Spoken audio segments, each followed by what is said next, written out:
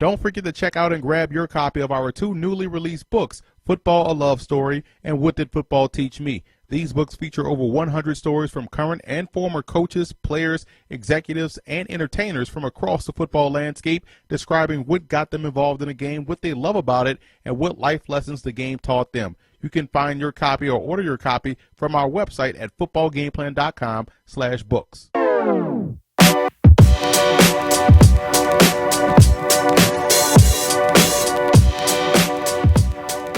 First, let's take a look at the player profile of Anthony Gaffney, the 4-time All-Ivy League performer out of Princeton, a cornerback/safety who's 6'1", 205, graded out as a 5th-round prospect to me, and I think his game compares favorably to Byron Maxwell.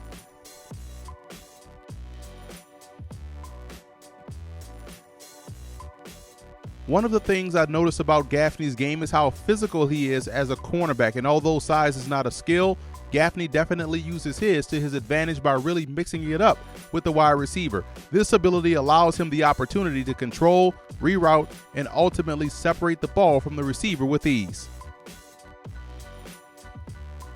I also like his ability in man coverage, and here's an example of playing big as opposed to just being big. And as you see Gaffney press and pin the receiver to the sideline, giving the quarterback a very tiny window to try to place the football into.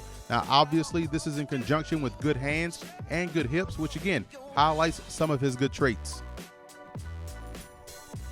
In my opinion, Anthony Gaffney truly excels in zone coverage. I think he has an excellent understanding of route concepts and what an offense is trying to do to attack them. You could tell he was well coached out there in Princeton. You see here in this example versus Brown with this smash concept, they hope he bails responsibility to jump that hitch so they can drop that football right behind him on that corner route, but Gaffney stays assignment sound, notices the concept, doesn't take the cheese, and ends up forcing the quarterback to hold and eat the football as a result. Now here versus Columbia, you'll see him squat on anything that's going to be quick or inside.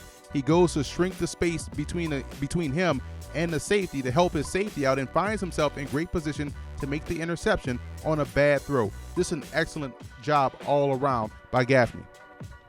You also can't underestimate his ability to trail and bait very well, especially in the short to intermediate area as you see in this example. Gaffney slow plays the crosser, and yes, the ball was late and also poorly placed, but a lot of times you'll see a defensive back miss that opportunity, and that's actually one of the things about Gaffney in his game. He makes the plays that are there to be made. So if your defense has a chance at a sudden change opportunity, Gaffney ensures that it happens.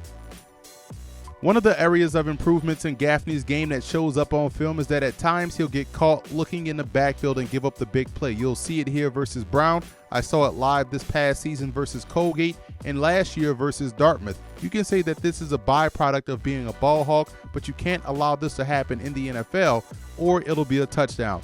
Coaches always say if you gamble, you better win, and if you guess, you better guess right. So because Gaffney may not have elite recovery speed, mistakes like this have to be avoided.